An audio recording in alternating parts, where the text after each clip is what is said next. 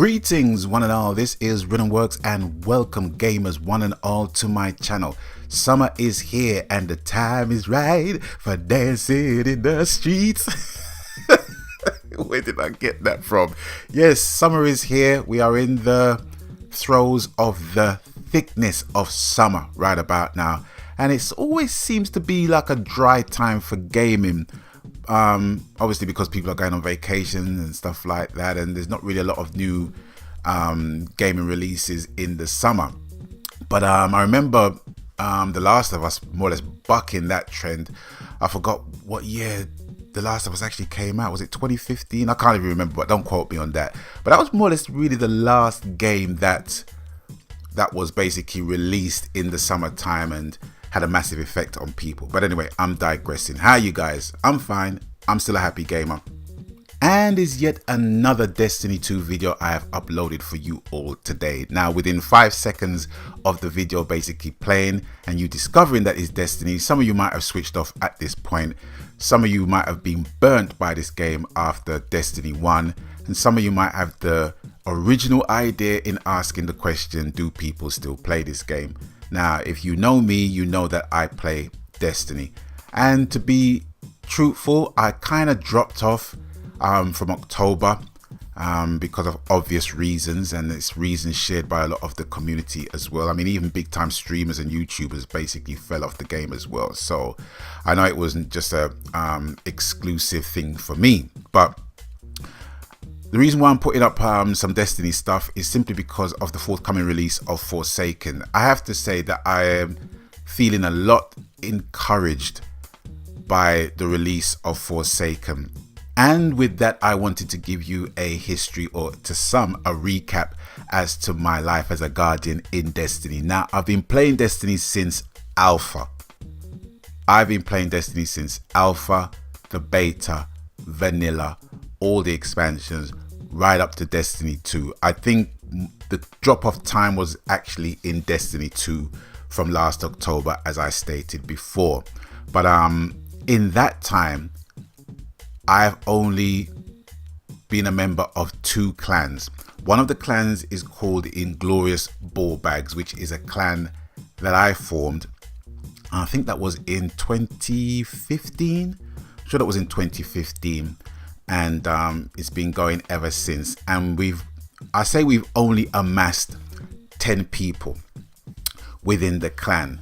But one thing that can be said about the Inglorious Ballbags is that these were guys that I met playing Destiny, and these guys remain my good brethren, my friends in Destiny, in gaming, and in life in general.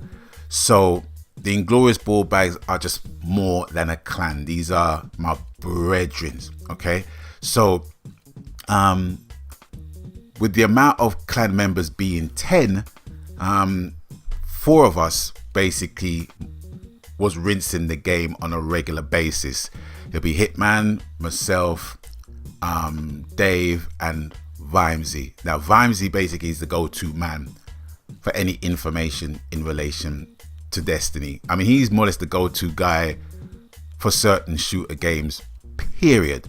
Call of Duty, you know, you could sit him in a black chair in Mastermind and he will give you freaking correct answers all day long in relation to that franchise. But anyway, I'm digressing. So Inglorious Ballbags was basically the clan that I founded.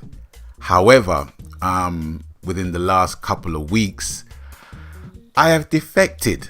I've defected to another clan, and I must state from the get-go, it is nothing acrimonious. We are still brethren and friends to this day. But the reason why I decided to go to another clan, which is namely British Bulldogs, was simply because that I wanted to get the experience of raiding. I wanted to have the experience of raiding in Destiny 2. Now with Destiny 1, I can only tell you that I had raided fully on 2 raids. One was Vault of Glass and 2 was Crota's End. Now all the others, I always seem to be located at a checkpoint, which for me didn't really serve no purpose, because what would be the point in learning a raid when you're just going to get to the end boss? You want to know what to do before you get to the end boss, right? So I never really enjoyed that experience. And trust me, ladies and gentlemen, boys and girls, brothers and sisters, I tried and I tried and I tried, but I can't get no satisfaction. Yeah, I tried all sorts. LFG was my first starting point, just to try and link up with like-minded gamers, but you just find that they have stipulations. It's like, if you ain't got no galley, you're not coming in, and all that bollocks, you know what I'm saying? So it didn't prove to be a friendly environment for raid noobs at all, and it's still the case now. You know, don't get me wrong, it's like, you know, that shit hasn't changed, but there are people who are so willing to do the raid, they want to do the raid, but when they reach out for help in wanting people to either carry them or basically help them, or just to let people know, look, I'm new to the raid, but I'm a fast learner. You know what I'm saying? You know, some people just don't want to get themselves involved with that. Some people won't even tolerate that, and there's many different reasons. It's not just a one-size-fits-all reason for that. Some people can just have a bad experience by teaching someone to raid, and they're thinking, well, right, fuck that, I'm not teaching nobody. It's like, you know, you got to be level 385, and basically you got to have 25 clears and all that bollocks. I get all of that, I totally get that, but it makes it alienating for some people, because it's like, you know, you're just a gamer tag to some people. People don't know your character, people don't know, you know, your nature, your human nature, you know, in life, much less gaming. And, you know, people can lose out because of that. People can lose out by judgment of other people because of the fact that they haven't done a raid. It just puts them in that pot of shit.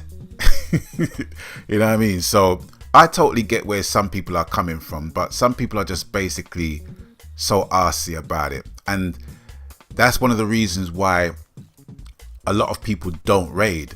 I mean, some people just don't raid because they just don't like the mode, but some people don't raid because in all their wanting to raid and, you know, wanting to be a part of a clan, as it were, or part of a group of guys that raids, and then being of a certain level, is just, you're in no man's land, you know. And I've experienced that, because I've experienced hosting a raid, not hosting a raid, I've experienced hosting a clan, let me say, and I've experienced joining a clan. So I know what it's like from both ends. Do you know what I mean? And, you know, the simplest thing is just to have patience. You know, millions of people drive cars, but not everyone is qualified to be a driving instructor. You know what I'm saying?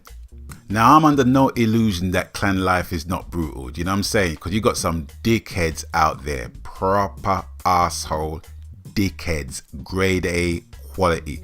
But having said that, there are some nice people. There are some nice people that's got clans about in Destiny. And I keep saying this, Destiny for me is one of the most social-centric games. And I've met most of my friends on my PSN through this game. And also Fight Night Champion as well. But I have to say that Destiny is the game that I've met a lot of my friends. Some don't play the game anymore. Some have just got back into the game and what have you. But the point I'm basically making at the end of the day is that Bungie's intention with Destiny is to make the game socio-centric. And for the most part, it can be. But at the same time, because of people's temperament within the game and people's habits within the game, makes it hard for people that wants to teach people or guide them into raids, because it's a lot of time invested in just doing that, you know, simply doing that.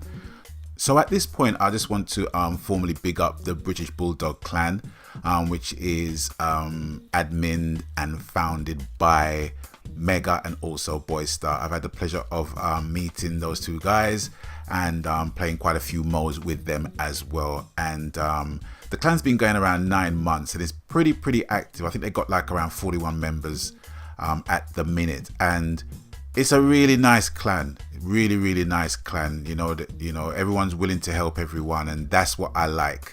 That's the involvement that I like with clans. But at the same time, you got people that are not really sociable, but in life people are like that anyway. But some people are coming out of their shell, which is good. It's great. You know what I'm saying? And I think with Destiny, it's the perfect game.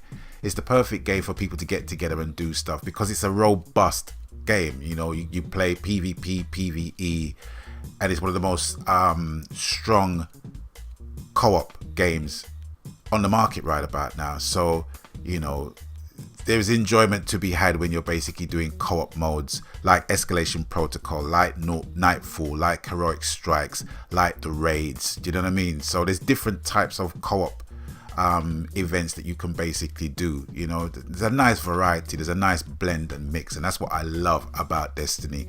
And being in a clan just makes it all the more richer for it. Do you know what I'm saying? It's not so much the gear and the loot that I'm really interested in, although that is nice as an end game result, but it's actually, it's just getting the experience of gaming with really like-minded people in a game that you can literally just lose yourself in. I've lost myself in this game for many hours, and I'll be truthful, I'm falling in love with the game again, with the anticipation of Forsaken and what's going to be happening in the storyline with that as well, with Cade's death. So I'm very much looking forward to that. Now, with raids in particular, the reason why I'm talking about raids a lot is because I, like a lot of people, really would love to do the raids. I've watched videos on it, and people do ask of requirements when you want to do the raid, that you got to have an X amount of clears and know what you're doing, and those things, when you see it in writing, it just seems cold and clinical. But like I said, there's reason why people have gotten to that point. But I'm just basically speaking to you as a person that's only completed 2 raids in the entire Destiny series thus far, and the inspiration for this video was actually trying to complete 2 raids that I was doing last night. One of the raids was I think it was the SOS, Spire of Stars, I think it's called, which I confused everybody in the clan thinking that it was the Leviathan clan, but the Leviathan raid, sorry. I more or less confused everybody with that, and then found out that that a portion of the clan didn't know how to basically do the raid, and one person didn't have a mic. You know what I'm saying? And shit like that basically happens, but it's not something I'm gonna lose any sleep over and what have you. And the interesting thing was that being helpful as people were, they were trying to find people that wanted to more or less bring or carry noobs into that particular raid. So Boyster basically found someone, and we got in. And he was explaining everything to us. And the thing about it, right, is that you can't expect people to follow exactly what you learn in 4 hours, basically playing it blind in 10 minutes. It's just virtually impossible. If you're willing to bring on noobs and carry noobs or teach noobs, you got to expect mistakes to be made. And one of the mistakes that was made throughout the teaching process was my clanmate literally stepping on a plate by accident and starting off the raid. At first he was okay, but then as soon as my mate jumped on the plate, he went ape shit. He goes, "Who the fuck just done that? Who the fuck?" And me and boys had to say, "Yo, whoa, brethren, we're not playing this shit for money, man."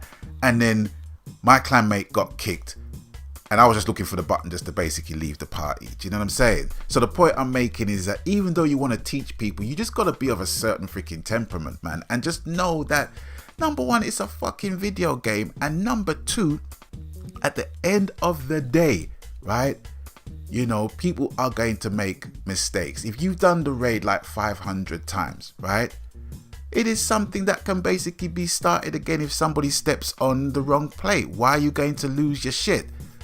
But it so happens that the objective for the teacher, as it were, was to get an emblem to show that he is teaching people, he is carrying people throughout the raid. But what it doesn't tell people was that he was being an arsehole over something trivial.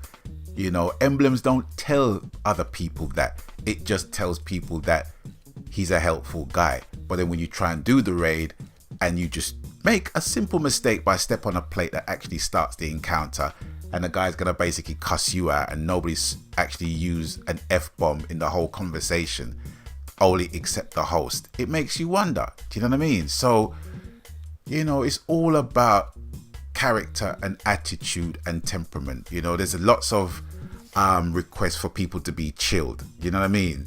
When doing a raid, and I totally get why people make those requirements, man, because some people can just lose it. You know, if you're not doing it for esports and trying to basically pot a $100,000 cash prize, you know what I mean, chill the fuck out, man. Do you know what I mean? Because everybody's trying to basically do the same thing, right? That was one thing. Then we all tried to do it, but then people had to basically leave, and that was fine. You know, it's what happens. And then I left that, you know, with people basically saying, yeah, we'll work on it tomorrow. Never lost no sleep over it. But at the same time, I wanted to do something with the time that I had left. So I decided to just jump in another raid. And the guy that was basically teaching was of a certain temperament. There were certain things that, you know, he would naturally get frustrated at. And I totally get that too. You know, one of our fire team members, his mic was just low and we couldn't hear him, and that's a major handicap. But stuff that he was doing stuff right in, let's say, the dog sequence of the raid. But then when it came to that arena where we're basically going around with the orbs, we couldn't hear him. And then when he tried to turn up his microphone, it just sounded like shit. You know, but that didn't have anything to do with the brother's character. He just wanted to do the raid. So you have to kind of find a balance as to how you not so much broach the subject of how you actually talk to that person. Do you know what I mean? Because it's out of his control. But the one thing that he left the raid knowing was that he had to basically buy a better headset so we can be able to hear him better. And I know clan members of mine went through that situation as well. So it's not an uncommon thing. You know what I mean? So there's things to consider, but I'm just basically making this video in showing people that there are people that wants to do the raid that are quick learners and are chilled as long as everyone else is chilled. Do you know what I mean? And that is the secret to basically getting a good raid done. Whether you've done it 500 million times or 5 times makes no odds to me. At the end of the day, it's all about the experience of doing a raid. And I want to get into doing blind raids as well, just going to a raid blind with my clan mates, you know, because I hear that they're good to do as well.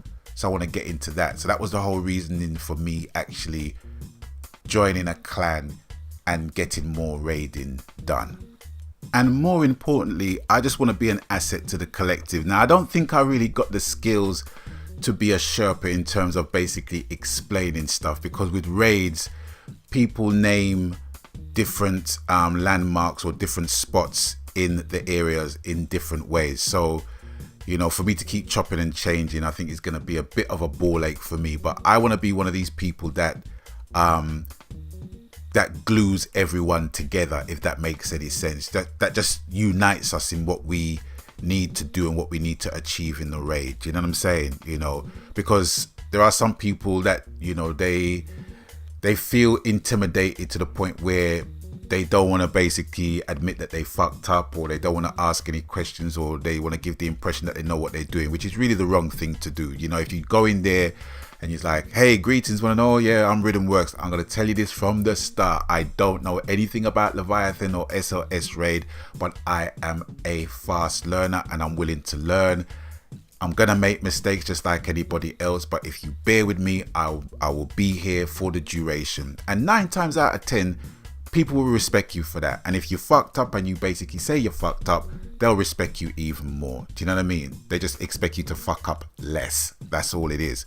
So for me, at the end of the day, that's the whole reasoning behind me wanting to raid more. And in turn, I want to, you know, go back to the ball bags and basically help them out with raiding and stuff. Do you know what I'm saying? You know, because they're very competent. They're very competent in Destiny. It's just that I just want to have that experience, and I want my ball bags to share that experience with me and also with British Bulldogs as well, because I think raids are a great end game mode. Wow, I've been prattling on for 20 minutes now. Anyway, I'm going to cut this video right about now. And as always, you don't know the coup, whatever the game, media, platform, format, genre, happy gaming, because that's what it is truly about. And until I catch you on the next one, people stay blessed. Happy summer. Magan.